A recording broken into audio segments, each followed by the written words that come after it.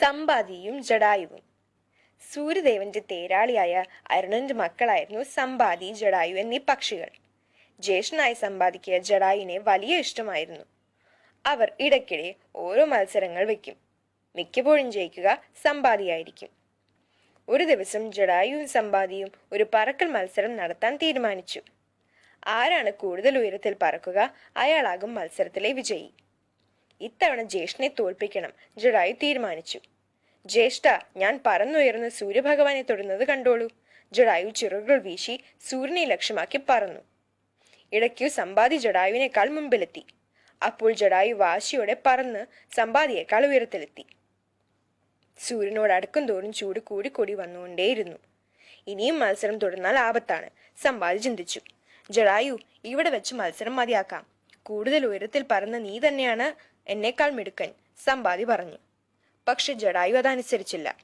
ജ്യേഷ്ഠ, എനിക്ക് സൂര്യഭഗവാനെ തൊടണം, എന്നാലേ ഞാൻ മിടുക്കനാകൂ. അങ്ങനെയെങ്കിൽ മറ്റു പക്ഷികൾ എന്നെ ബഹുമാനിക്കുന്നതാണ്.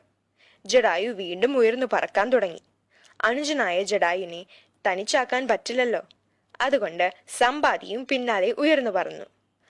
അല്പസമയം കഴിഞ്ഞപ്പോൾ സൂര്യന്റെ കൊടും ചൂടേറ്റ് ജടായു ക്ഷീണിച്ചു. ചിറകുകൾ കുഴഞ്ഞു, കണ്ണുകളിൽ ഇരുട്ട് കയറി.